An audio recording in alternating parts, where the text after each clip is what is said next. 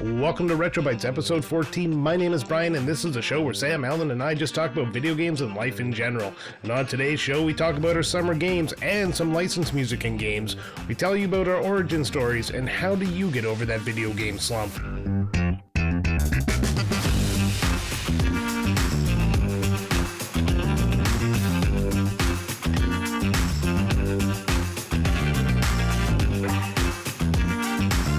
If you'd like to interact with us more, you can find our socials at linktree/Retrotopia. That's linktr.ee/Retrotopia. There you can find our Instagram, our Twitter, our Blue Sky, or a link to our Discord where we have a nice small community going.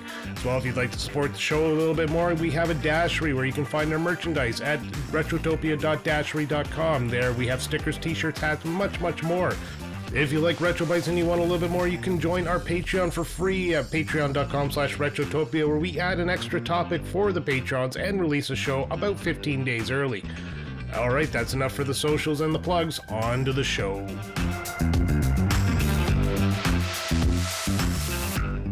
Welcome to episode 14 of RetroBytes. I am Brian, and I just want to start the show out with a little message for all the people who love this show and like listening to it. We're doing a bit of a format change because our schedules have gotten so, I guess, screwed up that we're having a hard time finding an extra day to record a full RetroByte. So we're now doing it in chunks because everything is topics. And it is the perfect show that we can kind of cut up and do a topic here and there when we record the regular Retrotopia show. So if you hear something a little bit different, like a little more banjos or something, it's because we've recorded it at all different times, and then I've just stitched it all together to showcase my new editing prowess. With that, I just want to thank Sam and Alan for taking the time to indulge me on my little side project here, and they're here with me. So Sam, Alan, how are you guys? Oh, good, man. That was a hell of an intro. I like the way that the banjos have become the de facto sort of electrical tape holding this whole thing together. Oh, they've always been. If there's no banjos, there's no RetroBytes. No, not actually, at all. All the banjos. If you hear extra banjos, it's because I've learned how to play the banjo. Yeah, I picked it up and I'm just sitting here fiddling. You know what the worst thing is? My wife had a banjo when I first met her, and I dissuaded her from learning it. You son of a bitch. Neanderthal jackass. No, I dissuaded her from learning banjo. Idiot. A woman play music? Unheard of in a conservative Alberta. Witchcraft. Dude, we could have had a live fucking band. We could have had a live band. Yeah. Well, there's still time. I'm only like 3 weeks away from death, so I can still learn it. Do I need to put that on? Do I need to put that on the schedule because that's important information? Okay, you guys have never heard that saying? 3 weeks away from death just means I'm getting old. I have not. No, that's terrible. Oh well. Yeah. Okay. Well, you know what? Not everything is seen through your rose-colored glasses, Sam. How's your water levels, by the way? I'm really absolutely concerned, even though I sound sarcastic right now. Are you talking about the flooding that? Yeah, you actually had some pretty bad we flooding. Did actually. No idea what was going on. Our state fair was going on, and they closed it early last night, and they completely axed it for today because the whole fairgrounds is underwater, which we were thinking about, like, what does that mean for there's tons of animals and stuff, so I hope the animals are okay. I hope it's just like the parking lots were flooded or just like the streets around. I imagine they probably got the animals out of there somehow. It's got to have just been the streets, because it's like mostly when they close that, it's because like the area around it is just nasty, and poop was like flowing down the, you know how flood water is gross.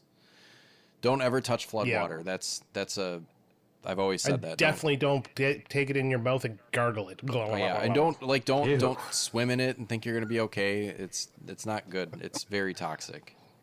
That's gross. Absolutely. Alan, what have you been up to that hasn't involved poo water? But we're good. Yeah, sorry. We live like kind of on a hill, so we're all right. Definitely not getting flooded, and I appreciate the information there because, you know, we've not ever sort of had a flood before, but I'll be sure and like not drink any of that shit if it ever happens. No, we're quite don't even touch it. I'm not even gonna look at it. Don't look at it. I'm gonna get to high ground and just hole up. Quite the opposite, in fact. We're back on a heat wave bullshit now. So it's been real hot, and I'm coming to the realization as I'm now 3 weeks away from death. That Good lord. that Maybe it's just in my part of the world. I don't know. I bet you. I don't maybe, know. maybe, Anyways. but I'm pinching it. I'm too old and I'm too fat to deal with this kind of heat. So used to be when I was younger, it'd be no problem, but now I'm just it's just like I just want to live in a cold bath, and that's mostly what I'm going to be doing. But no, No. Okay. In case anybody's wondering, he's bitching that it is 26 degrees Celsius right now in London. Right now, and where I am, it's 34 degrees as we talk. I'd just like to point out that it's 26 degrees and it's 10:30. So Yeah. Ooh, you yeah, said we're half not going past, below. not half 10. Whoa, what Oh, happened? yeah, seriously. Jesus. Oh, my God, he's broken. 'Cause that's okay, this me. is serious, folks. I know. I need ice and towels and cocoa. well, that's it. The heat is just affecting my brain. Like We need coffee and crullers, stat. I know that. I know that. What the fuck is that from? It's Wayne's World. It is. Phil's partied out. He's partied out, man. Oh, I'm so ashamed. I should have known. Well, it is what it is. What have you guys been? Let's move forward here. What have you guys been playing in the last little bit? I know, Sam, you're forcing me to play the game that I told you I wanted you to play. And then you completely forgot. Yeah, we're gonna start playing. What was it called? It's, Dragon Fantasy, something or other of the thingamabobber. It sounds exactly. The title of it sounds exactly like what your parents call the video game that you like to play. Like, started it. go play your This Dragon is Fantasy. Yeah, it's like, oh, we love Dragon Quest, we love Final Fantasy, but we don't know anything about them. Oh, That's I what the can't- game feels like I right can't now. wait. I haven't started it. I haven't Oh, had a it's- chance to play with it yet, but Go and This go and is play a game Dragon that feels Fantasy like on it your was made by Nintendo. people who love playing video games and wanted to make one because they thought they could do it better. oh, okay. Well, that'll be It's- fun. It's gonna be fun, yeah. Well, aside from About- not having started that yet, I've been playing a lot, mostly Mario Kart World, the new one. Oh. Yahoo! It's weird. It's a weird game. I think I still It doesn't prefer- feel. Yeah. It doesn't feel right, does it? No, it doesn't. I think I still. It's fun. Don't get me wrong. It's fun, and it is fun to play with like multiplayer and stuff. I had my kids here Especially this weekend. and we against were- your kids who suck. Yeah, it's funny because it's like if I'm kicking their ass, they get mad, and then if I let them win, they're like, "You're just letting us win." It's like, well, I mean, Yeah. I I've don't know been what there. you want. But so I did a little of both, and then I think we kind of, if you play just like the Grand Prix, and then just both join, that's kind of fun because that's like, well, we'll just both do our best and see, how good, if we can unlock some shit. So that was that way. It was kind of more fun, I guess. But I don't know. Yeah, it's weird. I don't think I like the long straight sections, like driving from course to course. I actually kind of appreciate that. It feels more like a race, and it kind of keeps things fresh because you're not just doing the same loop. I guess. But at the same time, the loop is usually, on lap 2, 3, you figure it out, and Then it's now over. you can experiment a little bit. Yeah. And then it's over. I kind of wish Yeah. that there was a way to play those locations as a 3-lap race instead of a like drive there and then do a lap.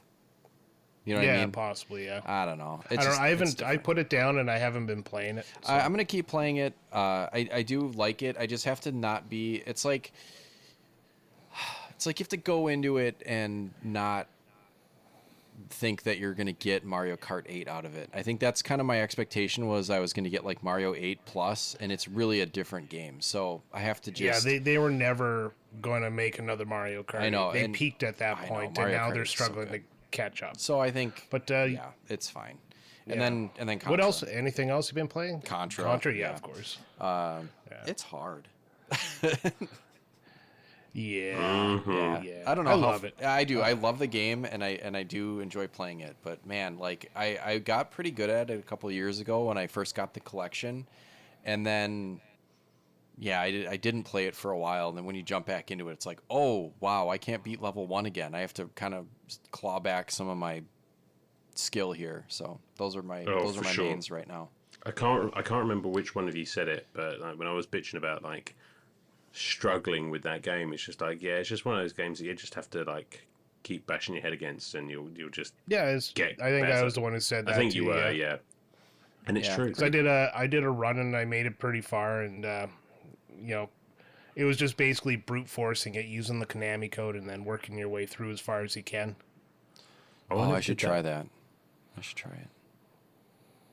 I Interesting. mean, if you're going to have a Konami code, you're legally allowed to use it. Can I you didn't do even that think within about the? it. It's law. Are you playing it in the collection? No, I'm playing a ROM. Oh shoot. Okay, I was wondering if you could still, because you still have like the Yeah, menus and it all should. that stuff. Okay, I might Yeah, try the to throw. Konami code should still exist. I should try to throw it in there and see what it does. Alan, what have you been playing Well, lately? well, I've been playing a little game called Probotector. What's Don't know if that? you've ever heard of it. Prostate protector. Yeah. Prostate Protector. Prostate checker. I wonder if the Konami code works on that. Yeah, it's Contra. It's Contra by any other name. Yeah, that was a fucking trip. I thoroughly. I mean, obviously we'll get into it on the episode there, but yeah, I've got some good stuff to say about that one. I didn't use the Konami code. I kind of wish I did now. But I went on a fucking steamer of a run. I think it was last night, and I managed to. I managed to get through to the end of the game and beat it, and you would need an electron microscope to measure the diameter of my arsehole because, it was clenched that tight. It was just ridiculous. That sounds about right. That sounds it like was a just- fun thing to try to do. Honestly, I was just so fucking tense, but the satisfaction when I unclenched was unreal. Well, just before we started recording now, I threw on a little bit of F-Zero on my Super Nintendo, which again, I've not really ever played, because I'm not really a racing game kind of a guy, but that's cool. That's cool. I need a bit more time with it, but I enjoyed it. I played it for about, I don't know, 40 minutes, 45 minutes, and yeah, that's neat. And then I went back to Bloodstained: Ritual of the Night, which Hoorah. is Castlevania, basically. So it cool, obviously I though? love it. It's basically Symphony of the Night. It's I know it's like same like team or same developer or what Yeah. have you worked on Symphony of the Night, but it really, really shows. Like, it is literally, if you gave this to me and said, okay, this is the next Castlevania, I'd be like, yeah, that tracks. I mean, it's that one for one. The music, the action, I've even got a fucking fairy following me around that's pointing out secrets in the areas that I'm Oh, in. buddy, if I lived beside you, I'd be the fairy following Oh you my god, around. could you imagine? Just like Brian You could in follow one of me those like little around. cloth diapers and some wings. Everything. I'm not even sizes flying or too. shrunk. I'm just literally myself. Yeah, just dressed like that, following same out. size. Yeah. Uh, And I'm also playing Tears of the Kingdom, not on a Switch 2, of course. Just on my, because I'm a peasant, just on my Switch, my original Switch. Didn't love it at first, and this is the second time I've tried to get into it, and I think I'm starting to get there. I mean, it pains me to say it because I'm a huge Zelda fan, but that intro sequence of Tears of the Kingdom, it fucking sucks. Like, you're in that first little sky island, you have to go around and get the shrines, everything. It's just like, oh, fuck off. Oh, you Once don't I'm like now- that part? No, I don't know what it is. It's just like, now that I'm down on the ground and I can literally just go wherever I want and, don't have to figure out how to necessarily. It's just kind of cryptic at first. I don't know. Just trying to get to. well, it's literally the exact same thing as the first, like Breath of the Wild.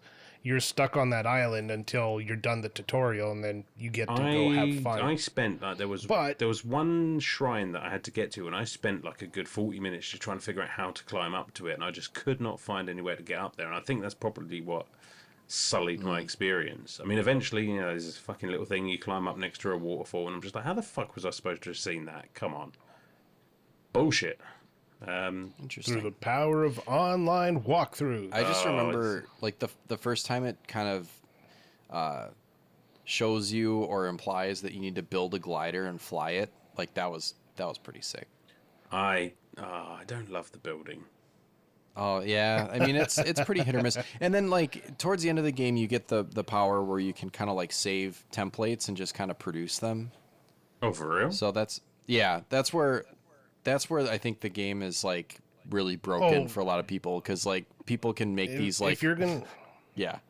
Well, if you're gonna do anything, go online and look up the hover cycle. Because that breaks the game. You have a hover cycle and you're in the underworld that you just fly from point to point. Oh, I've seen some Yeah. of the builds that people have come up with, and like they're cool. Don't get me wrong. It's just I do not have the patience. Like fuck, I'm literally just like, I need to get over there. I'll make the most ramshackle, rickety fucking bridge that I can create, and just like fucking good enough. That's it. I'm not spending any Yeah. extra time on this bullshit.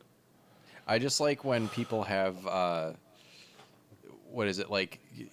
One of the ones that I saw was someone had made kind of like a rotating kind of pinwheel, but with like rockets on it and like a stone, I guess, or something. So it looked like a bludgeon, but then there were rockets. So they were going really fast. All they do is like produce it out of their inventory with this like power that you get towards the end, and just like set it in front of an enemy, and it just like beats the shit out of them until they die. Oh yeah, yeah. I saw that. I saw one. It was just launching like fucking moblins. It was awesome. Yeah. Those are fun to watch, but I don't have time to come up with all that shit. No. But I'm going to stick with it because I want to see it through. Yeah. I played the game. I finished it. I'm done with it. Yeah. No upgrades to the Switch 2 for me. Yeah, I don't know if I feel the need to. I was kind of exploring on the eShop this past weekend, looking around, and I was like, okay, so like there's a Switch 2 version of the upcoming Final Fantasy Tactics. I was checking out the Square Enix page for their new upcoming stuff. And then there was, obviously Octopath Zero is coming, which sounds cool. And then I have a copy of Romancing Saga 2 because I got it on sale. And it said like, well, you could pay $10 to upgrade it. I'm like, upgrade it how? And so I'm kind of looking at the comparison, and it shows like side-by-side screen captures of like gameplay footage, and it's like the load times are faster and the resolution is better and whatever. And it's like, that's not worth $10 to me. I'm sorry. Like I already paid for the game. Yeah. I don't know. Unless there's new content, like it specifically said too, there is no changing content. It's just performance and stuff. It's like, oh, that's not worth $10 to me. Sorry. So I don't know. Like I'll get Final Fantasy Tactics, but I don't think I'll upgrade it for the Switch 2. It's like the game is already like 30 years old. What do I need to upgrade it for? No, it's a timeless classic as well. Right. Like it's gonna play fine, just the way it is, and it's gonna be okay. Just polish it up and give it to me. That's right. Hoorah. What about you, Brian? Oh, God. Well, I've been playing that Dragon Fantasy, as I alluded to earlier, and let me say, as the aspiring game developer, I am a little bit in awe of these people who decided to put together a game, but as somebody who's been reviewing games for a little over a year and a bit, it's not good. Well, I'm not going to say it's not good. It's just, it feels like it's going to be, like I said, made by people who thought they can make a better Final Fantasy. So... You can't. I'm leaving. Sorry. Yeah, I'm leaving my my final opinions because we're gonna do a new game plus on it. So Yeah, and now Long I'm story looking forward to short- getting started on it. yeah, long story short is I don't have high hopes for this game. But also, I started Final Fantasy the first game on the Pixel Remaster because I just want to get through all the Pixel Remaster games. And lo and behold, I got drunk yesterday and finished it. So Attaboy. that was about. Yeah, that was about 3 sessions. I got to a certain point, and then I just kind of sat down and started playing it, and then I was like, oh, I don't feel like playing video games, so I turned it off. Went to my streaming service, looked for something to watch, and I'm like, oh, there's nothing on. I went back to Final Fantasy, and I just decided to clear it for the first time in a long time. So, yeah. That kind of made me sit around all day and start researching Final Fantasy 1, and I'm thinking of starting a deep dive into the Final Fantasies game by game by game. So whether that gets off the ground or not is to be determined, but I got some notes on Final Fantasy already started. I just have to organize and script it all up. Ooh. And that, Nice. Far Cry 4. Oh, I really? finally started playing Far Cry 4, and I think the reason I didn't like it was because it was on console. I'm playing it on PC, where I'm a lot better at aiming, because, mouse and keyboard. And I'm enjoying it. It's not as good as 3 or 5, but it is not as bad as I initially thought. So There you go. what did I do to compensate for that feeling? I downloaded Far Cry 6 on my PlayStation, so I might start that after. Again. I still 'Cause need I to play love that me one. some Far Cry. God, it's good. It's huge. Like, it's a huge, huge map, but Far Cry 6 is actually pretty good. But not 3 or 5 good. So it Might sucks. not even be 4 good. I don't like the antagonist in 4. Pim something, or I can't remember what his name is. Yeah, Pagan Min. I don't know. He is uninteresting. Like, after you had Michael Mondo he's no be Vass. Vass, and then you had the guy who's Joseph Seed. I don't know who that was, but those two knocked it out of the park, and this guy just seems uninspired by comparison. Yeah, I think they started to go. I think they tried to go a bit too, almost cartoonish. They want him to be crazy or come off as, like, insane, but he just kind of comes off as obnoxious. Yeah.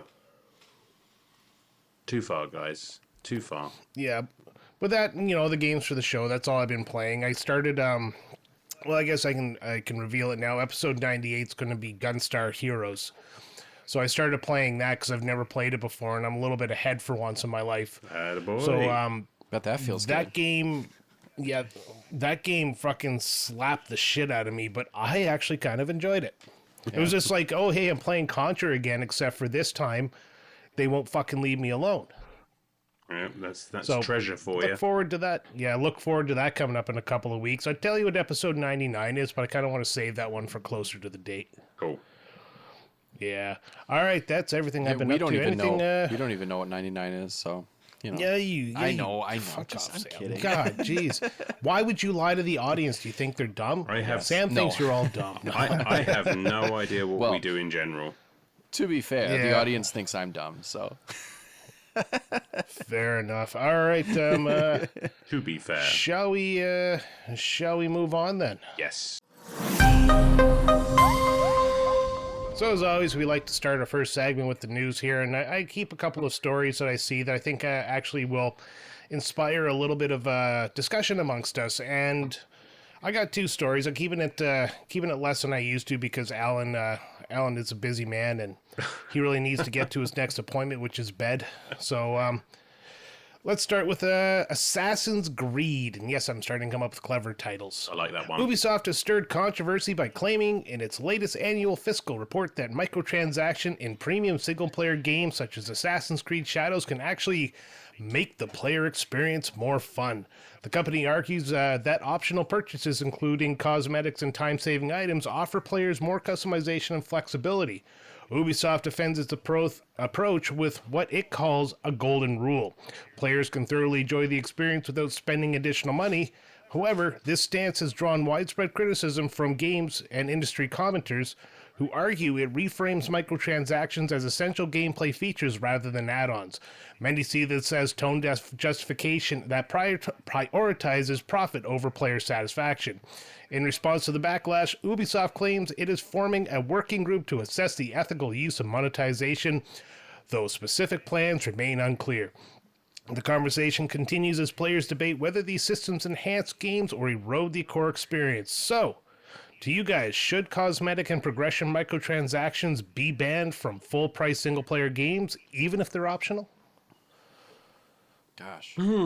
This story confuses me Hitting more us than with anything. hard So, questions. you remember Horse Armor, the one that started it all? Oh, Horse yeah, armor, yeah. What the fuck? Okay, take us. that was What is In this Oblivion. horse armor? Okay, so in Oblivion, you could pay like $19.99 for horse armor that did absolutely nothing but went on top of your horse, and that Okay. kind of started this cosmetic downloadable stuff. Okay, yeah, I think I vaguely remember that. Yes.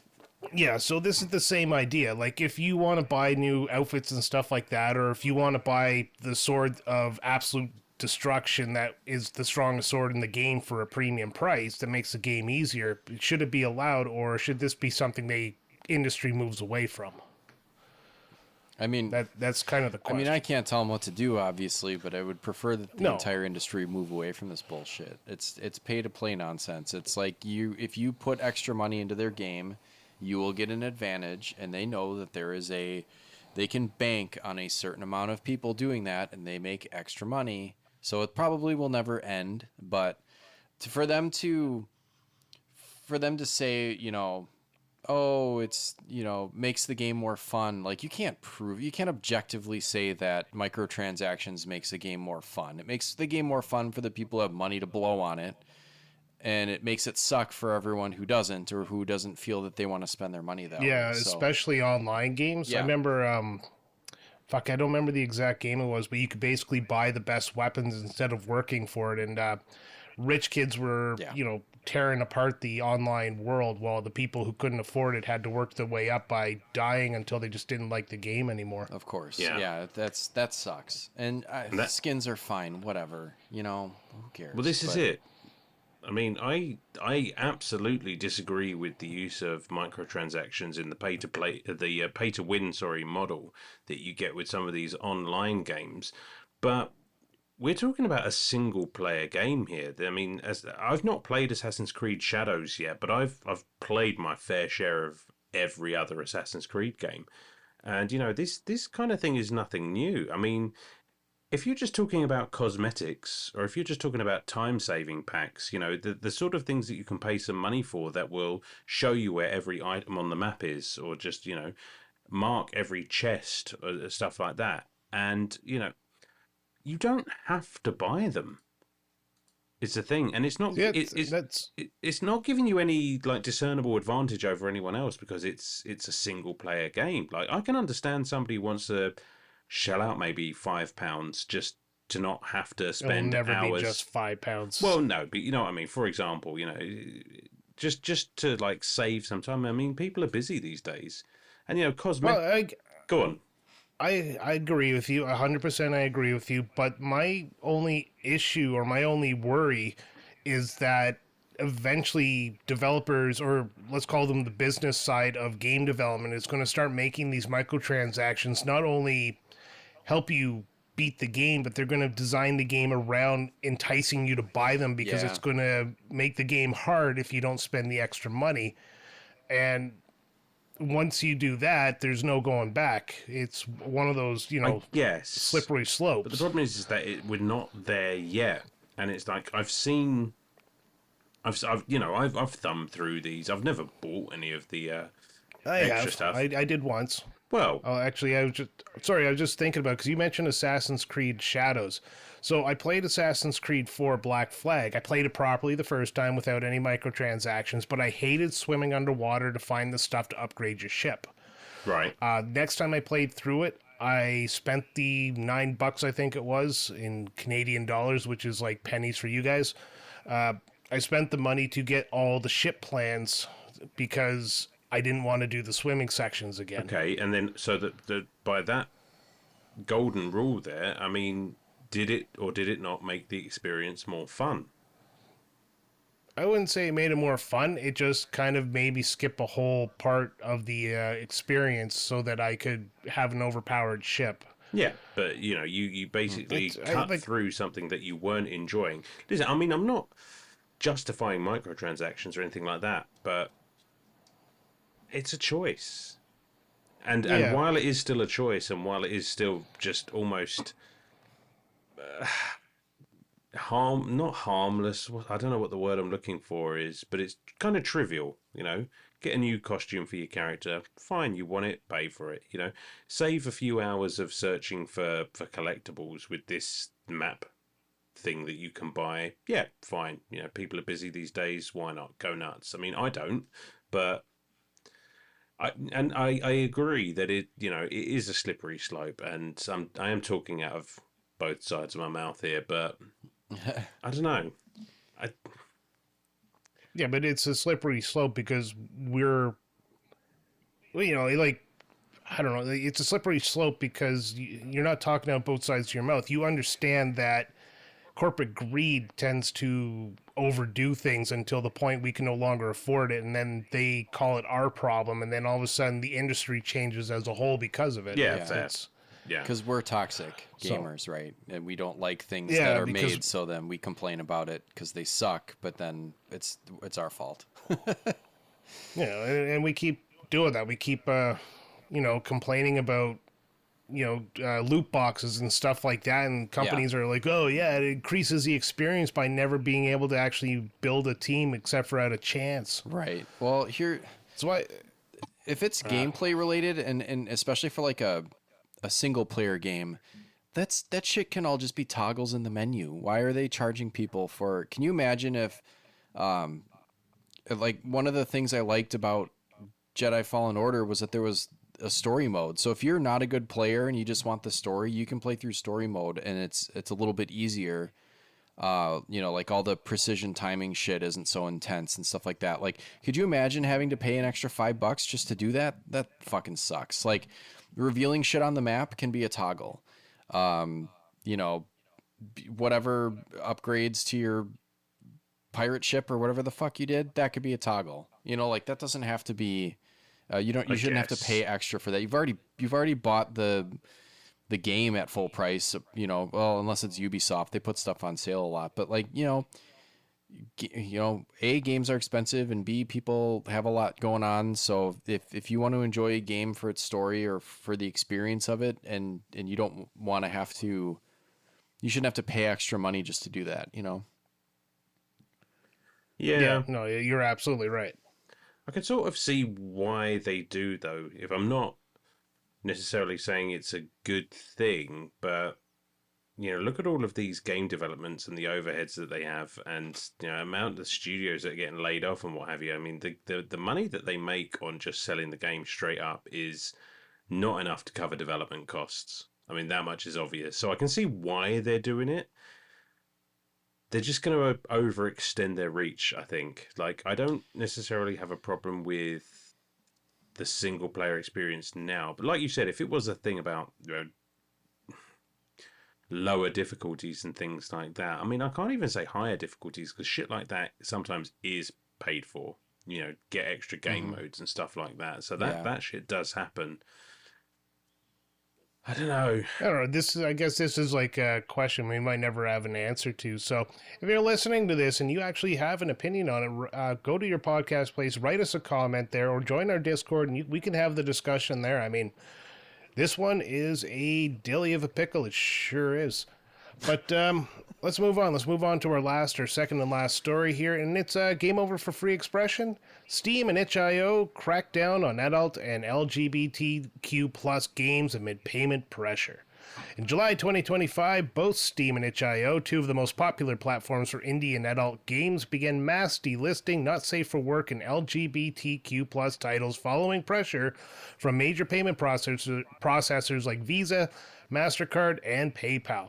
The crackdown was triggered by an open letter from anti-porn activist group Collective Shout, which cited concerns about extreme content, but the response has been far broader and more damaging than expected. Steam introduced a vague new rule banning content that could violate payment processor standards, resulting in the removal of dozens of adult tag games, including one with queer or kink-positive themes. itch.io followed suit, hiding over 20,000 titles from search, even some without explicit content due to the blanket enforcement tied to adult tagging. Developers and industry groups have condemned the moves as financial censorship, warning that a disproportionately affect marginalized creators. Many are now calling for transparency, appeal processes, and alternative payment options to protect creative freedom. The incident underscores the growing influence of financial institutions in shaping what content is allowed online, even when it's entirely legal and age restricted. So the question I throw to you fellas, should payment processors have the power to dictate what kind of legal adult content is allowed on digital platforms? Absolutely fucking No. not. Next question. Yes, This is next. such Yeah. this is Okay. such bullshit. No, Yeah. I'll give you a bit of an update. I know Steam's been doing some pushback, and I believe itch.io as well. Yeah. And GOG.com released an entire pack of adult-themed games for free as kind of Awesome. a protest to it. They're so the best. there is some pushback happening to this. Well, here's my thing. Riddle me this. Can you not go onto a pornographic website and use your Visa or PayPal account to pay for a subscription? Yeah, but how long until they bar that? Oh, I guess, but it's like, well, what the fuck? I mean, like, that's just, it's just arbitrary and pretty stupid. You know, I mean, Steam, I can vouch for Steam because I use Steam for the deck, and they really, like, there's games that are hardly inappropriate. I mean, and they make you put your date of birth in there. Like, they are very good at hiding adult content. Even when I'm seeking it out, like, not that I'm looking for pornographic games, and who cares if I am anyways, that's my Yeah. right as an adult that I can do that if I want to. I think those are all like, still on the Nintendo DS, Sam. yeah, that's still there. I saved that. That's in my personal bank now. But we were talking about a game, Devil May Cry, and I was like, well, let me see if I can get the remaster on Steam, and that was a game that was kind of blocked behind a content wall, and like we've covered Leisure Suit Larry. Leisure Suit Larry was behind a content wall. You know, like they at least do their diligence. So like, it's there doesn't seem to be any point to this. Like, yeah, the stuff is out there, but you know, the stuff has always been out there, and it's about freedom of expression. And so for a credit card company to, you know, put pressure on a storefront to remove this content is just completely bullshit. Like, come on. Yeah, well, here's my thought is regardless if I'm taking debt out on a credit card to pay for something, I have to pay it back. Ergo, that is my money. That's You your don't money. get to tell me. Yeah. Yeah. You don't get to tell me how to spend my money. And if you use that bullshit excuse they always use to protect the kids, that's the job of the parents. I don't let Yes. my kid look at porn.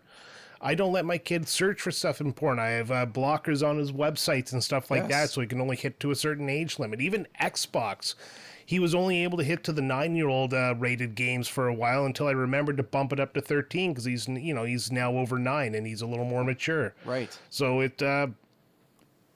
I don't need MasterCard or Visa or these guys coming into my house and trying to parent my kid for me. If they're going to do that, they're going to start paying for his stuff. Right. No kidding. Like, you want to say in what our kids can see and not see, then you can start paying me or you know, giving me stuff to help out. You know, you can pay me some sort of stipend like to when, help raise my kid. It's like when a school calls and they try to give you advice of how to raise your child, and it's just like, okay, you do the teaching when he's at home, I'll do the parenting, you know? Right. It's Yeah. Yeah. It's just, it's all stupid. I adamantly disagree with this because now they're taking my money and making rules to prevent me from doing something. Yeah.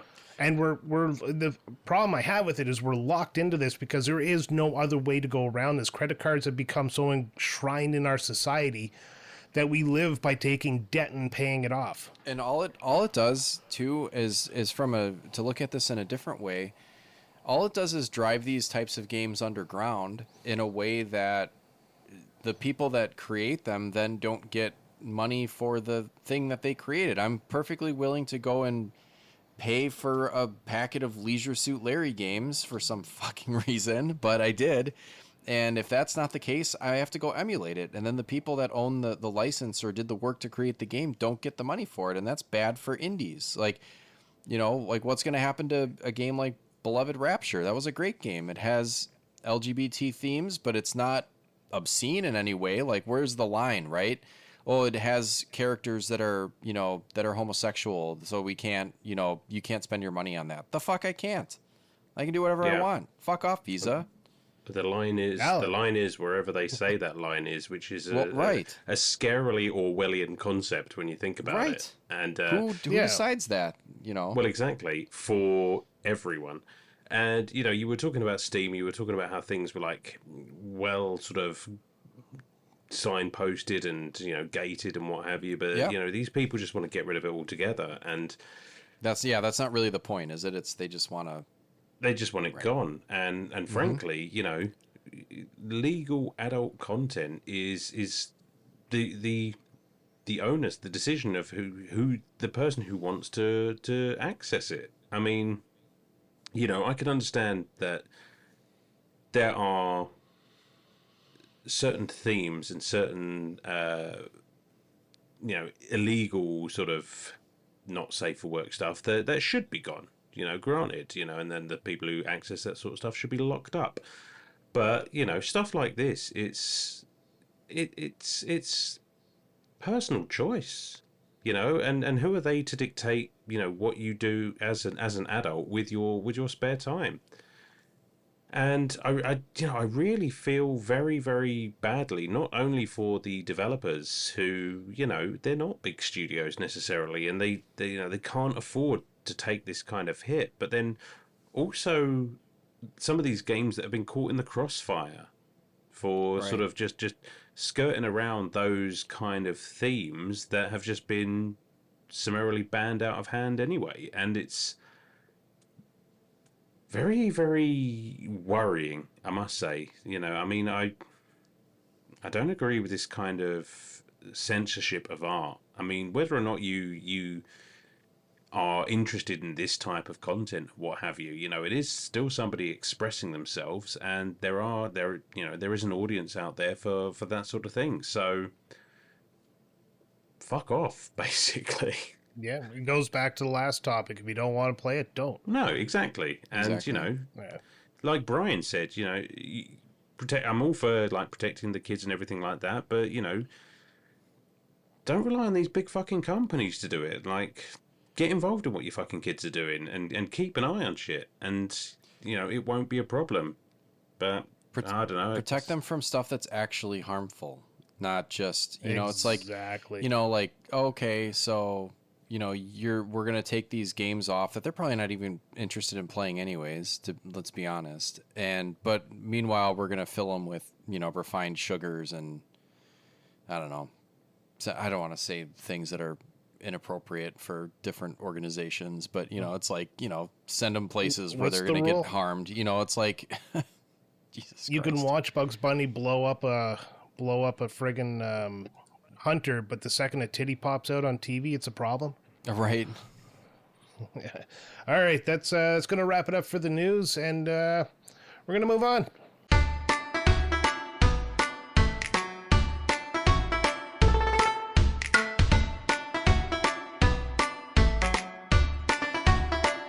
All right, it is the end of summer, and school is starting, and all the kids are dreading going back.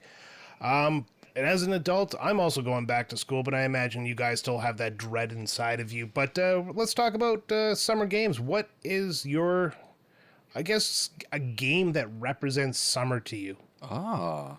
Can I say one thing real quick? I actually kind of liked going back to school when the summer was over because I like. Oh yeah. Yeah, I know. I was like, oh god, I'm gonna take so much heat for this.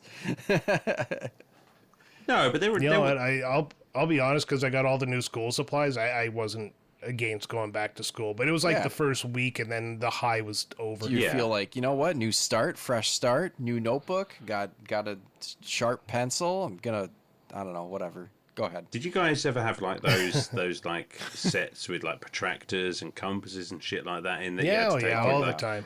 getting one of those was Stab your hand. Yeah, Yeah, those that was protractors are good shit. fucking dangerous. Those things are sharp. Holy fuck. Yeah, for sure. No, I don't know agree. what they I use agree, Sam, nowadays. because yeah, there is something about going back and seeing all your friends that you haven't seen in what is it, like 6 weeks? It felt like years you were off for. Yeah. Yeah, 2 months for the kids. Like, God, I think I've been off since end of April, so way too long for college kids. Yeah, you have to get back to the grind. Yeah, but summer games. Let's get back on Oh topic yeah. there. Sorry. And Sorry. I derailed discuss us some of those. immediately. I like Silent Hill too because there's a school in it. Oh. That's a good. That's a spooky season game for sure. Yeah, that's that an is. end of, Yeah. That's an end of enjoy summer that. game. That's a pumpkin spice game. Oh, so Yeah. Silent Hill F is going to be a good one for that. Oh my god. Oh yeah. Okay, Summer- hold on. I got a summer- good one for summer summer game. though. I got a good summer one. Good. All right. You remember in the 2000s when it was when the style at the time was beach themed. Like, I mean, look at like Kingdom Hearts, Final Fantasy X. We're doing Dead or Alive beach volleyball, aren't we? Oh God, no. I'm just saying, like, just those kind of, I don't know, games just for between like Sunny games. yeah, like 2001 and 2004, like games were just like beach themed, you know, like Mario Sunshine and Wind Waker, and it was a lot of GameCube. Oh yeah, I guess so. Yeah.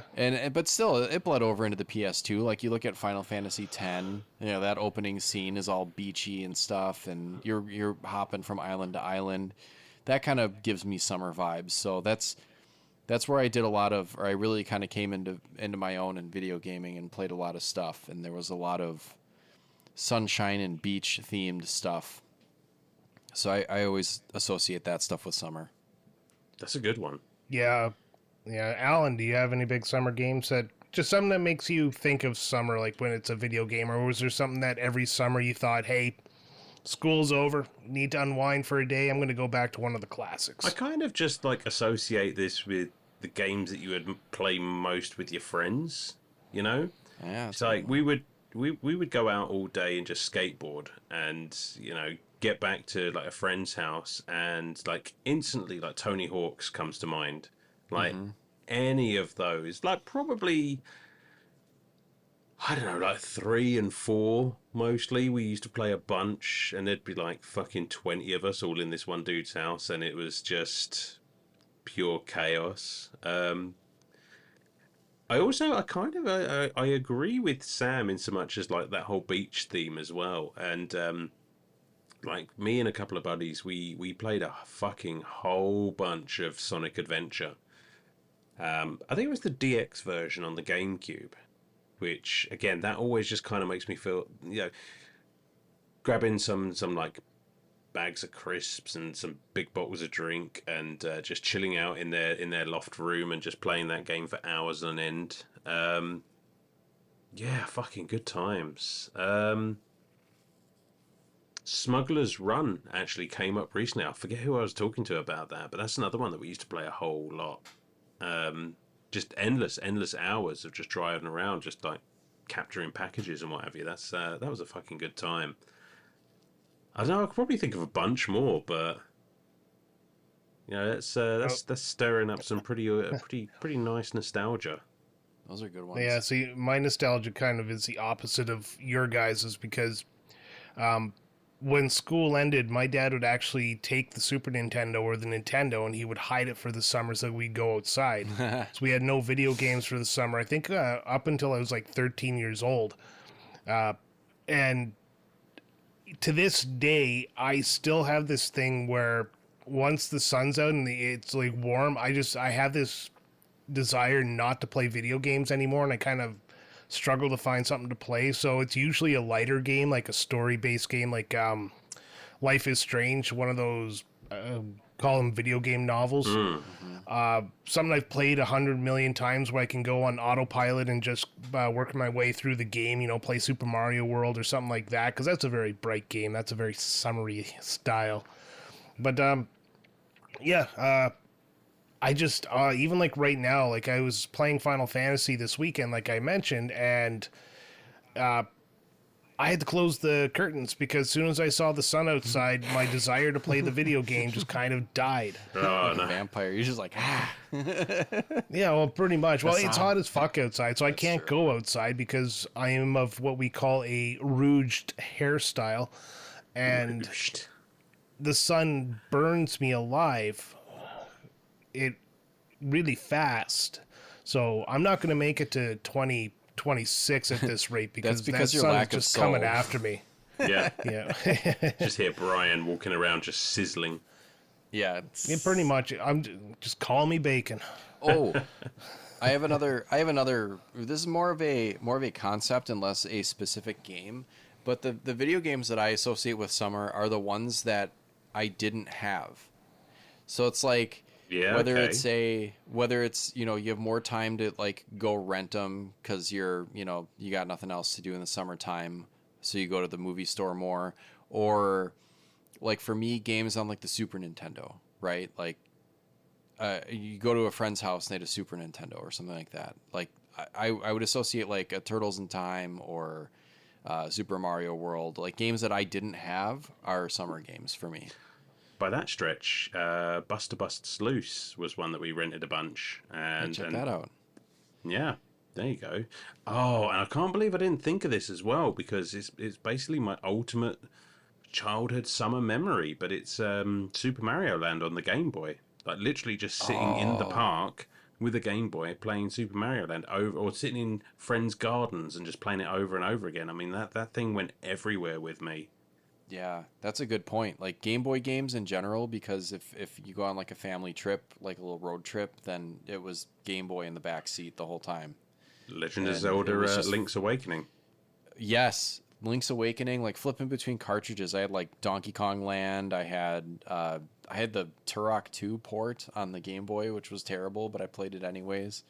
Mortal Kombat 3 on the Game Boy, which was also bad, but yeah, that kind of stuff. Like Holy just shit! Now I've just really remembered random. I didn't something. have Random a stuff. Game Boy. I had to sit in front of my TV like a Neanderthal. It was a And then in the car Flintstones you didn't game. get to do anything.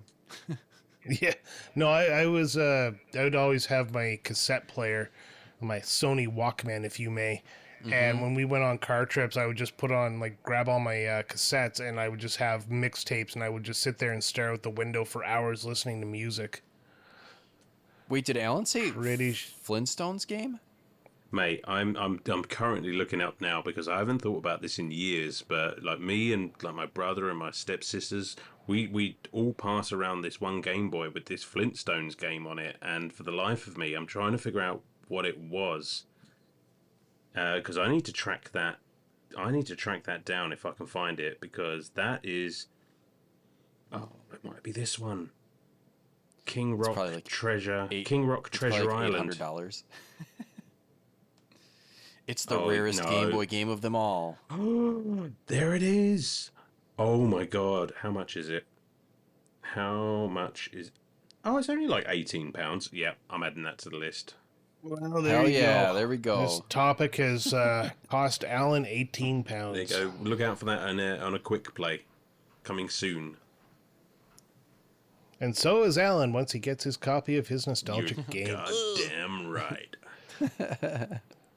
And I can't believe that brought up so many happy memories. Yeah, I think it's time to move forward. So let's just do that.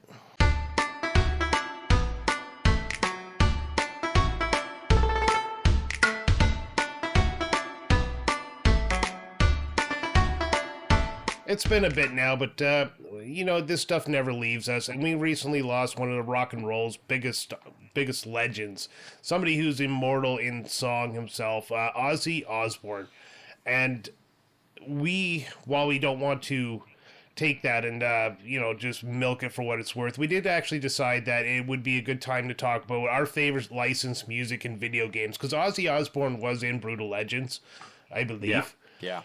And yeah, and I think he also had some songs in some of the GTA games. So we're going to discuss some of the licensed musics we love from our favorite games. And of course, we went to the Discord and we asked some of our Discordians what they wanted to. So we'll be intermixing some comments here and there. So let's start with a comment and then we'll discuss and what you guys like. So let's start with Mr. Joe C. Fettuccini. He says, for me, Need for Speed Most Wanted. Ripping around the city listening to Disturbed and Avenged Sevenfold was so sick. Plus, this game defined my music taste for all of high school. Special shout out to Brutal Legend with tons of amazing music, including Black Sabbath, Rip Ozzy. So there you go. Need for Speed games always had fantastic soundtracks. Yeah, I'd heard Never that. played one. No, I've not played it, but well, at least I don't think I've played it. But you know, I love a bit of Avenged Sevenfold.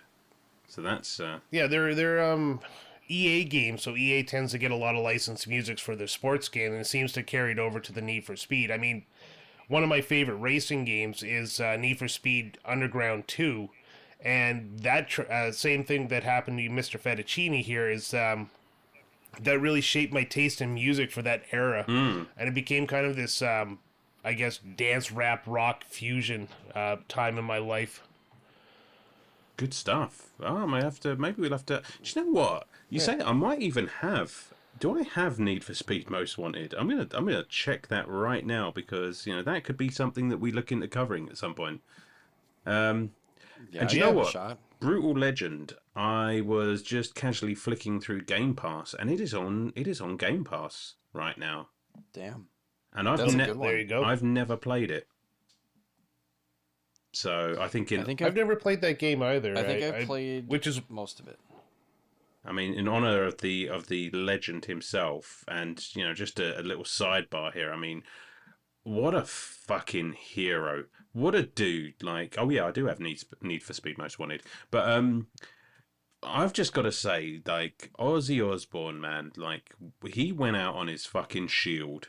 They turns up for the last ever Ozzy/Black Sabbath gig, gets adulation across the globe. Thousands of people there singing along with him. Literally just gets all of that love, and then pieces out 2 weeks later, and it's just like, dude did what he said he was going to do, and much respect and much love for that. I'm really glad he got to do that because that was a good way to go. If you're gonna go, that's a great way to do it. Well, I was saying to yeah. the missus, I was saying, the amount that he's in the press and the amount of like love that he's getting right now is usually something that only happens after somebody dies. And obviously at that time I didn't know that he was literally weeks away from that happening, and I just thought, well, it's so nice for somebody to be alive and see all of that. And Oh yeah. yeah, it's just like, dude must have felt so fucking loved before he went, and that makes me happy. Anyway, I digress, but still. Well, there you go. Our touching tribute from Alan. Um, moving back on topic here before I have to wipe these tears away. Uh, No more tears. what? Yeah, Ooh. what is another game that had a really great soundtrack? Um, I can think of Tony Hawk Pro Skater. Obviously, we all know Goldfinger's Superman. That's an iconic Big song. time. Anything else? Well, The Dave Mirra games were pretty good too. Yeah. Similar style of soundtrack and music, but yeah, I enjoyed Oh. those as well. Then I can slide into this comment from Yeah. Half Glass Hooli says, "Oh well, I want a second." Oh, he already has more than one comment, so screw him. He says Dave Mirra freestyle BMX2. This game and soundtrack were so underrated because of living in Tony Hawk's shadow. Yeah, Well, there you and go. I think I had a demo disc with just one course on it, just like how you get the demo disc with like the warehouse from Tony Hawk, and you just play that over and Yeah. over. It was one of the levels in Dave Mirra that had the Sublime song, I think, or it was Deftones. Dave Mirra also had Deftones. That was a pretty good one. I am a huge, and they've got a new album coming out just right away. Yes, they so do. I'm a huge Deftones fan. That's awesome. There you I'm go. trying to think, and one that comes to mind that we just played recently, and this is a little off my off my usual, but every time that Skrillex song plays in Far Cry 3, like I fucking Yeah. jam to that. That is. I actually added that to my playlist after we did the Did you? episode. I don't blame you because it fits the game so perfectly at that point. It is such a good use of licensed music. I love when they slip something like that into a game that otherwise doesn't have licensed music. It makes that friggin' mission just like one of the best in the series. Yeah, it's just like Yeah. I could stand for that mission to go on for like another 10 minutes just with the music on loop. And just I'm feeling I just like it. that you can. Yeah. I just like that you can get high if you stand in the downwind from the burning pot. And the music's even more appropriate then. Right. Yeah, what about wrestling games? Because I got the big deal here. Says, as a wrestling fan, I can't stand the soundtracks of current WWE games. Are always hyped up as being curated by some big artist, but there is maybe one good song in there at best. And he says, sure, I'm probably just old and it's not for me, but I have a right not to like it. Give me the old days of Dave Reckoning and SmackDown versus Raw, where they wouldn't make a wrestling game without bands like Skillet and Breaking Benjamin. Oh. I just Alan, you're a wrestling fan. I am. I'm a huge wrestling fan. more than me for sure. I think that's not just a problem with like WWE games. I think that's a problem with WWE in general right now because I am always going to prefer like the old sort of 90s and 2000s wrestling like intros and what have you because I listen, if somebody's listening to this and they are a big fan of WWE, tell me you could go for the rest of your entire life without hearing that fucking WrestleMania theme. Was it Fiend or Fine? You know the one. If you know, you know. Um, but yeah, like the old Raw theme. Uh, I'm trying to.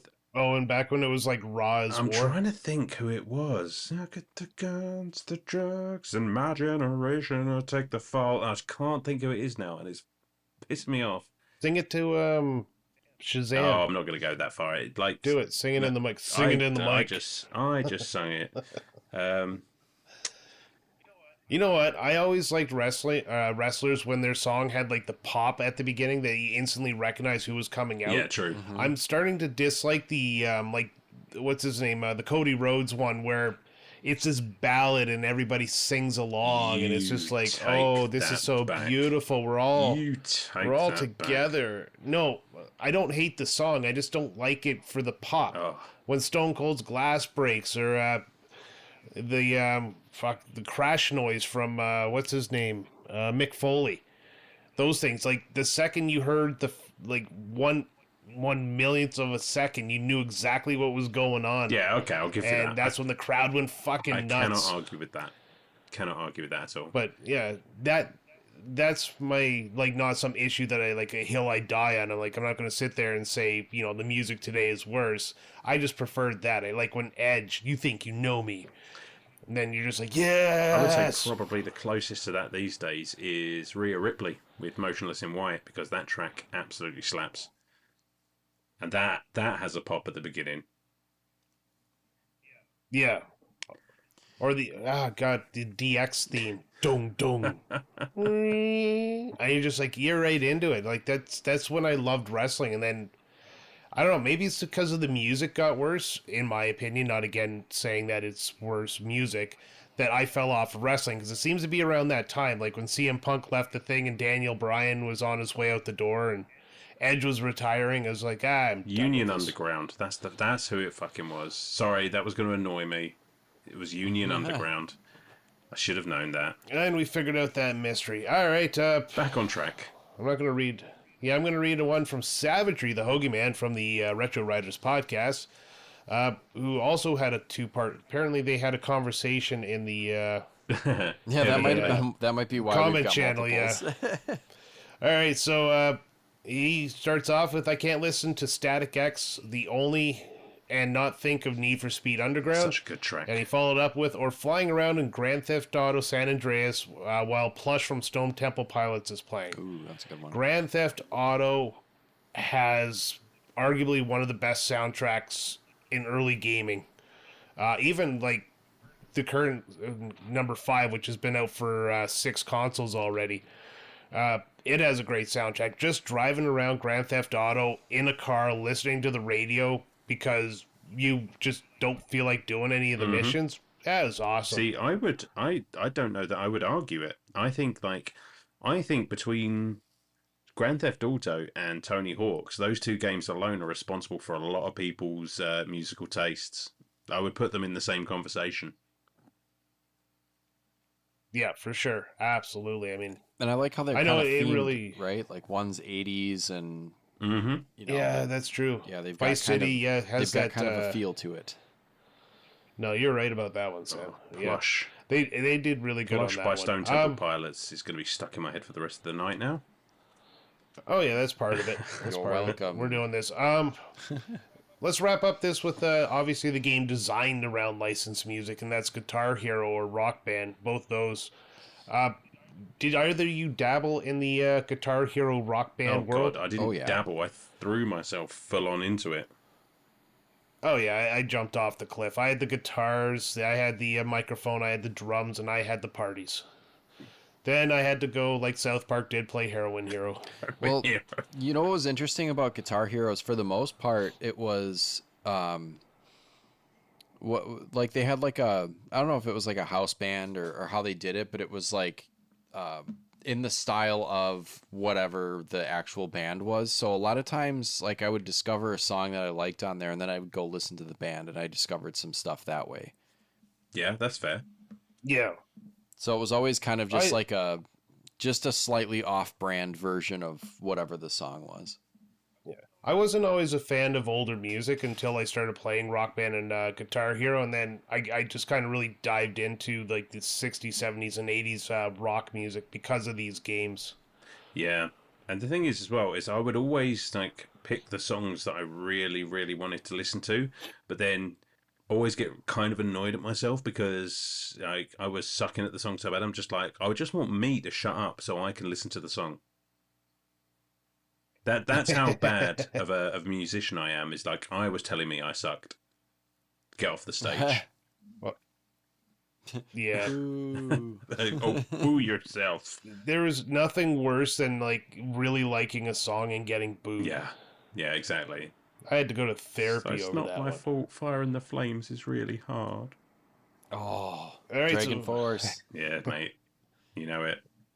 So we'll read one last comment, then we're going to shift gears into our next topic. So final comment comes from D-Train, who says ATV Off-Road Fury introduced Soundgarden, Seven Dust, and Alice in Chains to me.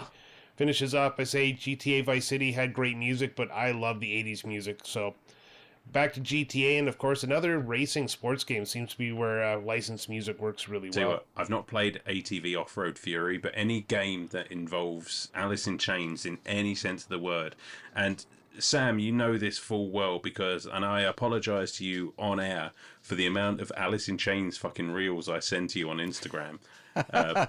You don't need to, because I sent them right back. Right, but Alice in Chains are just god tier. Yep. And Soundgarden and Seven Dust as well, you know, fucking great bands too. But Alice in Chains, man, like I'm gonna have to look up. I'm gonna look up what track is actually on ATV Off-Road. I'm gonna keep talking. I'm gonna find it. I do this a lot, but I have to know. We are shifting topics here. Well, So when you Well, jump in just and shout you it out say in the that middle thing, of the next topic. Like, yeah, oh yeah, it it's whatever it was. it's them bones, of course it is. Yeah, and that was on Guitar Hero too. I think they just might have had them bones out on lease. Yeah, well, they want songs that people instantly recognize, so they're going to get some of the I'll tell you what, best. that'll be my own personal wrestling intro theme because that song pops. Yeah, it's a good one. They're all good though. All right, boys. Great conversation as always. Let's shift R.I.P. gears here Ozzy. and We let's love go you, to man. our next topic.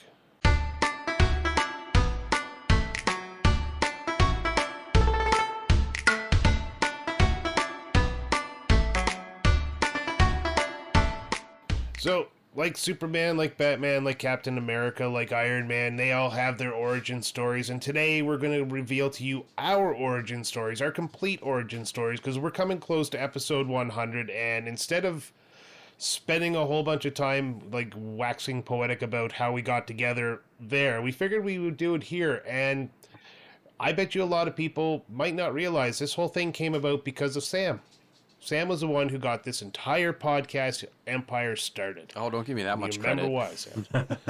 Oh, no, it was. Because how did we meet? We started by playing, what's the name of the game? Snow SnowRunner, SnowRunner, and SnowRunner. and Unbuckled And the Discord. Mastodon. Yep. Yeah. So we would play that game, and it would be you, myself, Sergeant Pickle, and the Big Deal, right? Yep. Or was it Big Kid? No, it was a Big Deal. Yeah. Yeah, it was one of them. So we would play that. We'd drive around. We'd get stuck. We'd pull each other out, and yeah, it was a fantastic time. And then I don't even remember why you contacted me one day. It's like, hey, you ever think of starting a podcast? And like, yeah, all the time. Oh, you know why, dude? Because you had that other Discord that you activated and invited us all to. Oh, I remember that's that. right. That Discord old for project. sports talking. Yeah. Yeah.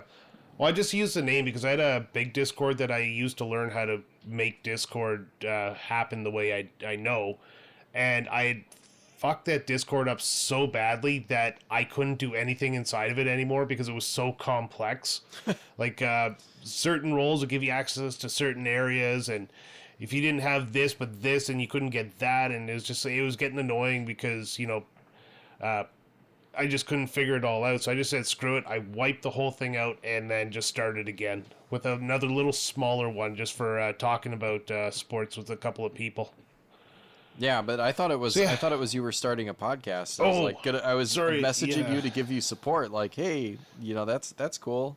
And then I think that's just where we got to talking about Yeah, starting because one. I was I used an old name I had when I was streaming Retro Relived. Yep. And yeah, I remember that you sent me the message there, and it just started as a conversation. The next thing you know, it's like, let's do episode 0. That turned into Super Mario Brothers 2, That's right. and next thing you know, it just exploded. I don't even think we lasted a week. We're just like, this is fun. Let's keep doing it. Yeah, it was like I think it was we had planned to hang on to it for a while and get a backlog going and then start putting them out, and then all of a sudden it was out. Yeah, it just like I didn't want to wait. I was like, then I started to become the annoying guy I am, poking at you guys. Let's go. But You're not annoying. No, I don't think so. Well, don't lie to me. well- Anyways, Alan, how did our contentious little start happen there, Captain? Captain, my captain. Yeah, so I took the plunge into Discord by joining the Remember the Game Discord, which I'd never gotten involved with before. I had no idea how Discord worked, and I just used the same handle that I've used for everything for the past 20 odd years, which is Captain Alcatraz. And as soon as I show up in the welcome area of this bright shiny new Discord, one Captain N decides to fire a shot across the bow, and it's just like another fucking captain, and just instantly just takes shots at me, and it's like I'm pretty sure that's you got there right at a time somebody changed your name to Captain, and I was having fun joking at them, and yeah, you just kind of caught a stray on that one. I did caught a stray, but that stray caught me right in the heart, Brian, because you fired and I fired back, and from then a friendship was born. Yeah, we were talking like DMing, and that's how I found out your want to be a voice actor and stuff like that. Yeah, and and that just kind of that ballooned into you being yeah, here. I hopped over because like you invited me over to your little Discord there, and I don't think I met Sam. You were in the RTG Discord, I think, for a spell. Yep. And maybe we did talk there, but I don't think I'm we still really. in there. Oh, are you? I don't think we really got talking Yeah. until like we were over in Brian's one. I think that's where like Or unbuckled. or unbuckled. Yeah, absolutely. Yeah, it might have been Unbuckled because we didn't make ours until after we started the podcast, so we were all talking in Unbuckled. No, I just mean And our Discord technically started out as like a mini thread in there. True. Yeah, it's true. And full circle now, he has a spot in our There Discord. you So go. There you go. if you like comics, come to our Discord. Check out Unbuckled Cape. He's still at it. But I remember distinctly like listening to your episode 0, like right when it came out, and I was just like, this is good. For guys who've literally just started out from basically nothing, I was just like, this actually flows really well. You know, this is really slick. Oh god, the amount of planning I did on the yearly episodes there, the amount of like notes and scripts and crap like that I had, I'm surprised Sam didn't walk away. No, I appreciate a good set of notes. I remember the old notes. Like I think I sort of hopped in just at the tail end of those. Yeah, you did. Just when we were getting used to it. I think you're the reason we kind of got rid of them as well, because once we had a third person, we found we had a lot more time to go, so because somebody else would jump in. I think it's just like you realise that I do not fucking use notes because I'm fucking useless. But no, I was genuinely impressed by your first few episodes. Because just like, you know, you guys just had that kind of easy back and forth that usually takes a lot longer to cultivate. Well, we'd been talking for a while before that, Sure, too. but So. talking when nothing's recording is one thing. You know, maintaining that when you know you're on air is something completely I'm different. always recording. Well, worrying. But yeah, it's just like really impressive. And then obviously came the Stick of Truth. Yes, I remember that. contacted you because I had this like brilliant idea when we did the cold opens there, and I needed a British voice. It had to be British. Well, I have one of those. And I wasn't going to fake it. So I actually attempted to do it myself at first, and you can kind of see the type of British voice I came up with a few episodes later in the Turtles one, the old man British voice. Which was good. Very good. Yeah, but you brought this authenticity to it, and you did it so well. Oh, bless you. So well. I didn't even have to edit the music. I slid it right in. It was perfect. You slid it in. You've not taken it out yet. And No, I remember recording that, and just I think I sent you like 2 or 3 different takes, and I was like back then I was far more scared of this microphone than I am now. I was just like, oh shit, I really want to get this right. So I did 3 different takes and just said, look, pick the best one and do with it as you will. And had no idea what was going to come of it. I still listen to those from time to time just to see where we came from. But yeah, I remember you're kind of like a cat. I don't even remember when you showed up permanently. You just became part of the house. Kind of like a cat. Like a cat, yeah. I just plopped on the Retrotopia Just sofa walked in, there, you started just- licking my arsehole. Yeah, well, we've had some fun though. I mean, like some of the skits we've done at the end there. The one where was it after the Portal episode? You come back to the Retrotopia offices. Yep. Oh, yeah, that was a fun one. That Yeah. was so much fun. Yeah, just the one where Rocket Knight Adventures there, and you started out the game as a redo of Tiny Toons or Animaniacs because Sam hated it, and then you did the phone call. I love that. God. I love the ideas when they all came Yeah, I've together. forgotten about that. Jesus. Yeah, it's again, I go through these every so often just to remember, and yeah, it's just some of the ideas we've come up with are pretty. I think that's why I like doing this. Yeah, still. it's it's never. Well, I boring. consider you friends. No. You know, very, very good friends. Oh. Like, I talk to you more than some of my actual friends, and like that. I regret instantly the use of that word "actual," but you know what I mean. You are well, my actual genuine friends. But I think like because I'd done a couple of intros and guested on a couple. Like Sonic the Hedgehog was the first one that I guested on. Which was a good time. I remember that distinctly. I think the turning point was when you had to bail out of Rondo of Blood, and that's where I sort of came in, like, more or less officially.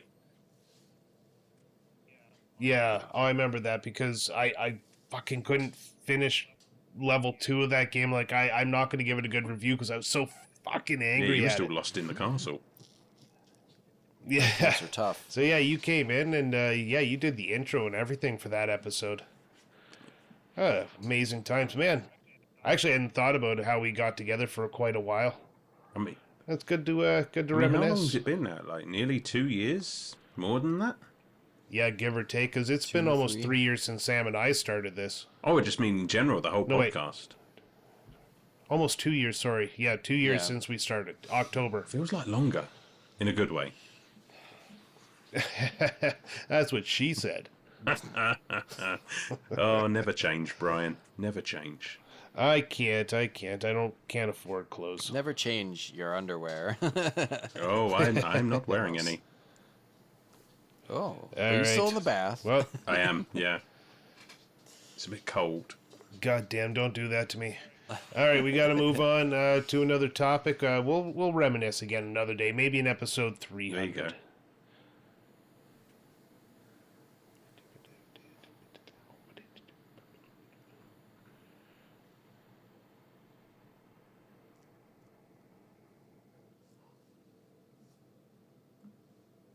Sorry, I mistimed this one. Give me a second.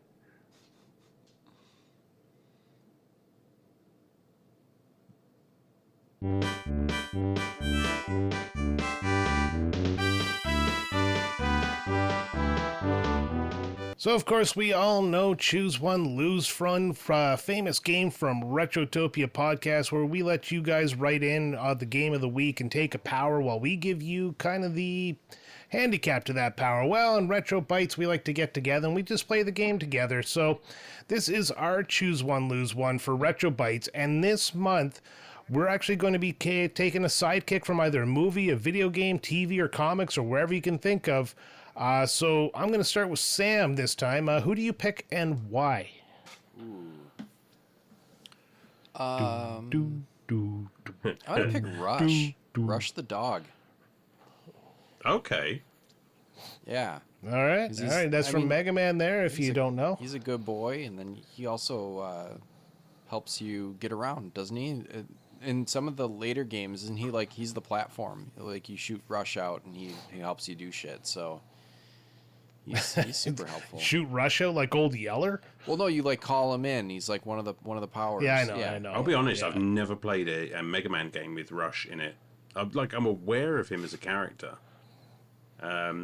You had to go and pick a fucking dog, didn't you? We got to mess with the dog. That's Yeah. Aha! You made me All mess right. with dogs 2 weeks All in a right, I got row one. with fucking I Far got Cry one. and Resident Evil. You get Rush, but every time he shows up, he poops on your carpet. That's okay. He's so cute. It doesn't matter if you're outside. He appears inside your house, poops on your carpet, then goes to your location. Sounds like what Bailey does anyways, so whatever. That dog. The poop is diarrhea. oh, No, not but again. Isn't he a Well, he was robot happy dog? with what I gave him. Yeah, that's Yeah, fine. he's a I don't- robot dog. I don't care. Poop is fine. If it's a robot dog, he's like, when he has diarrhea, it's like motor oil, and when it's regular poop, it's just like nuts and bolts. Oh, I don't know. I'm trying to think of something because it's just like I don't want any harm to come to the dog, and it's just like, I can't just give him like digital rabies or something. Oh my god. I mean, I could. That's You the animal. entire. I mean, That's the entire purpose of the game, and then you'd be forced to make a. So it'd be an old Yeller situation, but we've already done that to you I like got 2 another weeks one. in a row. I got another one if you want. Every time you summon him, he likes your girlfriend more than you and abandons you. Oh, Jesus. Oh, I've got one. Okay, yeah, okay. So because this is a fucking giant robotic dog, isn't it? Sam, he's a humper. Good luck getting that fucking thing off of you. Oh no, my Ford Fiesta! He's like, well, yeah, he basically doesn't te- hump you. He just humps all of your electronics and Oh, ruins them. he'll hump you as well. We basically Oh, turn you great. into an electric toothbrush, mate. You'd just be vibrating all over the Oh. place. I mean, I wouldn't. Maybe it would be nice. Who knows? I don't know. Okay, I'm gonna have a credit. All I'm gonna have a right. credit card company cancel you right now. God damn it. All right, I'm gonna go second this time, and I'm gonna let Alan go last because I very often go last. But Good. I need I'm more gonna time. pick the companion cube because you know it's something you can lean on. That's from Portal. If you don't know, you can lean on it. It loves you. It doesn't give you any problems. I think the companion cube is the ultimate sidekick. Okay, I mean, when you sacrifice it, your sleeve gets stuck in it, and you also incinerate. Yeah, I'm on board. I was gonna say because Oh no, no more taxes. the very obvious downside to that power sort of comes when you're actually playing the game. So what's Not if you never leave the room. That's true. That's true. Fuck. What can I? How can I ruin the companion cube for you? You can't. I just don't know how. But okay, well, you know, It's a humper. yeah. The companion cube. The companion cube is also a humper. No, well, you're gonna have to sacrifice it. But it's gonna come for you to get revenge, and now, yeah, the companion cube is now an immortal enemy that is chasing you like the snail for the rest of your life. Oh, the snail. Like the snail, and yeah, you have to just keep keeping one step ahead of the companion cube, because if it gets you, let me just tell you, it's going to be worse than a humping. You have made an enemy of the cube. Yeah. If somebody listens doesn't know what the snail reference is, just type in the snail in Google and it's going to come up, and it's pretty good. Yep. I like how all of our counters so far have just been humping. Or worse. It's a humping sort of topic. Alan, what's your sidekick? Do you know what? There's so many good ones to choose from. I'm just like, who do I least want you guys to fuck with? I mean, I know the obvious one for me to pick is Tails, so that's too obvious. I would absolutely love to have Elizabeth as a companion, but She's a humper. I would have to. Jesus, I would have to kill the both of you if you did anything to that girl. I'm going to go with my boy Garrus Vakarian from Mass Effect, and because I know you guys have not played that game, Garrus Vakarian is a Turian, basically a very tall, very spiky sort of carapaced look this sort up. of. Yeah, look up Garrus Vakarian. He Garrus? is an expert marksman, an expert mechanic, and literally your bro throughout the entire fucking series. So, real ride or die guy. He's a humper. No, it's just Fuck me, that'd be like a cheese grater. Oh man. Okay, so let's see. He is a Turian, formerly part of C-Sex Investigation Division. Had his military training at 15. a child soldier. Cool. Top Spectre claims Aaron has gone rogue, although Garrus was told that blah blah blah. Man, this is a None challenge. of that is helpful. This is a challenging wank, Alan. Well, look me in the eye when you say that. Garrus Vakarian gets accused of gross war crimes, and he takes you down with him. Well, you know, they had to find out sometime. Although you are completely innocent, he also uses you as prison currency. I am not innocent, but okay. Prison currency. And we're back to humping again. Yeah, you're a pack of smokes in his eyes. Oh, yeah. Smoke me. Spiky. It's tough, this right? This is a really tough one. What am I supposed to do with Yeah. this? Gosh, he's a marksman, but every now and then he misses and hits you instead. Oh, Like every He's a marksman, except for at the urinal, and every time he's beside you, he gets distracted and pisses on your foot. That's even better. Yeah, he doesn't know how to aim in the toilet, so there's always piss all over your bathroom because and I he bet can aim a Tyrion gun, piss but he is can't nasty. aim his spiky wee wee. Oh, god That's damn right. it. Well, Wah, wah, wah, wah, wah, wah, wah. I mean, That's a good one. I guess that's 2 lots of piss we're cleaning up out of the bathroom now. So, great. Thanks, guys. Oh, yeah. Not to- Sam's Robo Dog Yeah, is a not to humper mention- who poops on the carpet. All the rush poop. Yeah. My companion Coop is a humper who is going to doom me to eternal death. Eternal death. Alan's...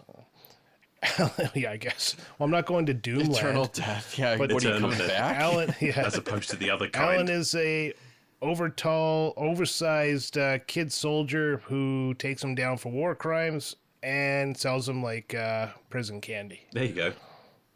Awesome That stuff. is it for Choose One, Lose One RetroBytes edition. You know what? And for All right. everyone who's listening, I just want to say, like, we really appreciate the fuck out of all of you guys, like, playing along with this on the main episode of the show. Oh, yeah, 'cause it is so much fun. we've been having a blast, like, ruining that's your That's days. a fun game. It is. All right. All right, and we're moving on. So we've all been there. You finish this stellar game, you soak in the ending, you watch the credits, you know, you've saved the princess, you've fixed all the crystals, you've done whatever you have to do, you killed the Metal Sonic. Then nothing.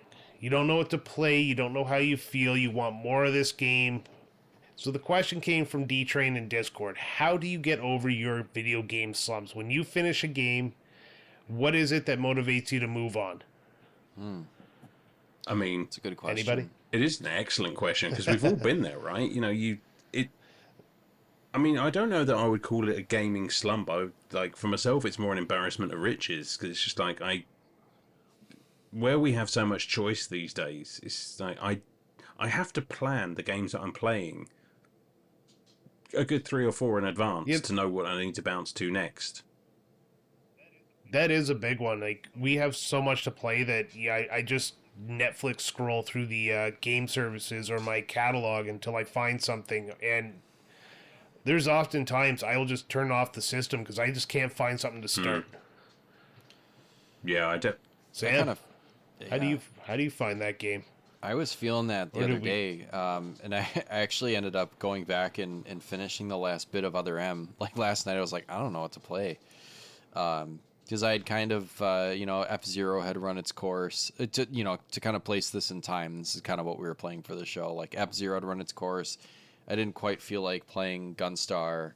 I was like, what am I gonna do? But yeah, that it happens. But I kind of feel like I have to almost think about the game type that I want to play and go from there. Oh, that's a good idea. Yeah, so I ended up I didn't get very far because then, I wanted to do something else. I was truly having like a pretty scattered night.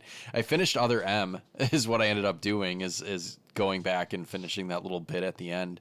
And then I fired up Dragon Quest 3, the 2D HD remake. I didn't get very far in it. I just got through the initial little section, but yeah. So I've been going. yeah. Oh, sorry. Go ahead. No, I was pretty much done.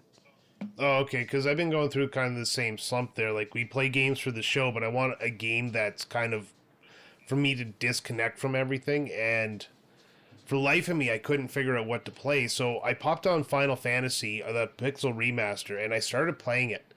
And next thing you know, I was done the game. So I was just like, I don't even know where that one came out of. So I was like, you know what? I have these games. I've had them since they've been released. I'm going to finish every Pixel Remaster I haven't played. So I've done 3, 4, 6, 1. I'm currently working on 2. Fuck you, Final Fantasy 2. And then I'm going to do 2. 5. So it's just I'm lost right now. I've just been walking around in circles, and the leveling system is starting to bother me. But The encounter rate is fucked too. yeah, so once I finish all those, I think I'm going to run into another I don't know what to play. But I've been finding newer games don't hold my interest as much as they used to. I'm finding more joy in shorter retro games or older styled RPGs. So maybe I'll jump into Dragon Quest or finally jump into Octopath Traveler 2 before Octopath Traveler 0 comes out. Ooh, I've been wanting to do that It too. just That's something I've been meaning Yeah, to play see, in general. that's the thing. I want to do this. I want to do this. I have a list on a whiteboard beside me, and Me too. I wrote every game I wanted to play this year, and the check marks start halfway down, and those are mostly the show games that I finished off. Yeah. Yeah, I mean, it does help that we've got, obviously, the show to kind of tell us what we need to play. But you can't always just play those games, because you do sort of get an itch for something that may be sort of kind of indefinable.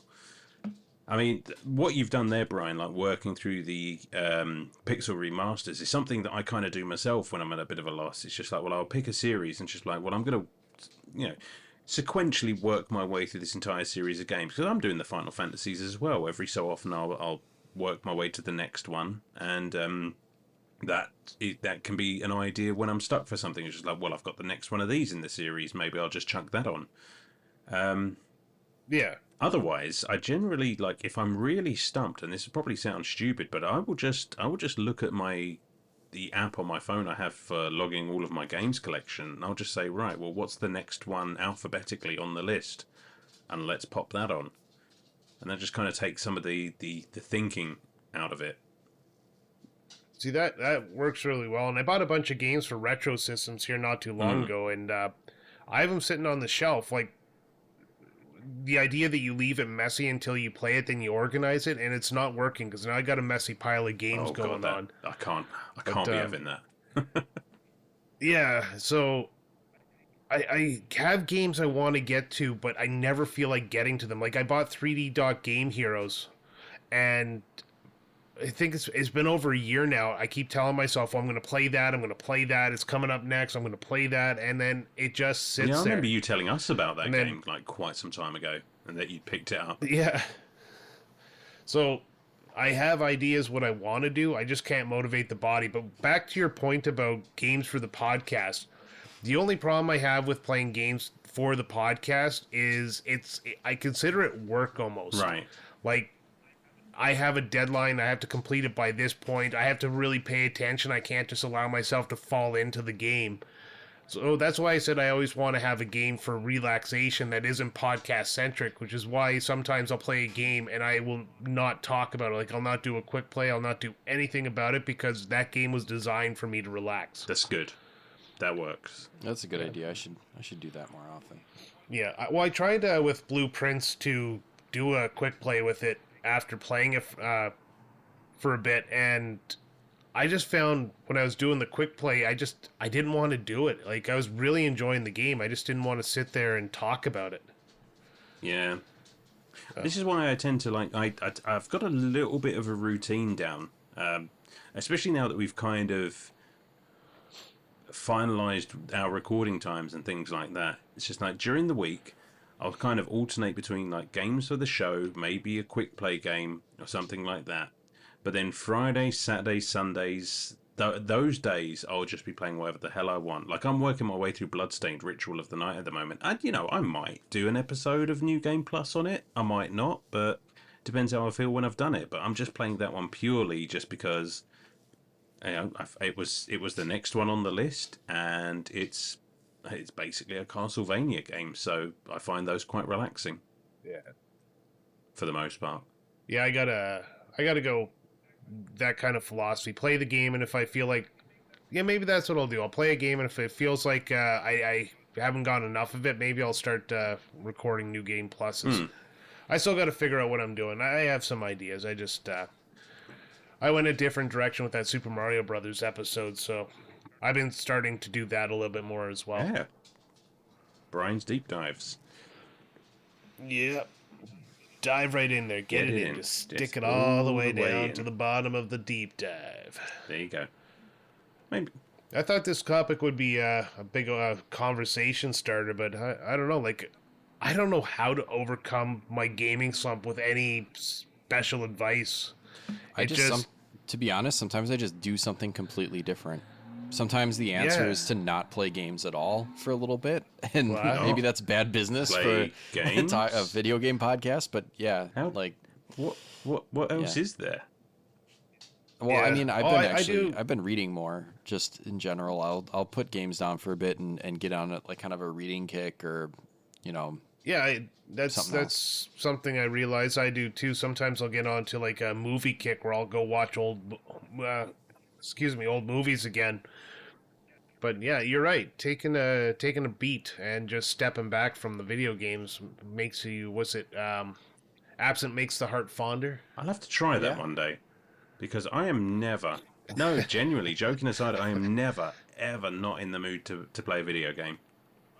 I'm just thinking of Alan, I'm going to step away from video games. You know that meme of the guy standing in 3 different positions, just doing nothing, waiting?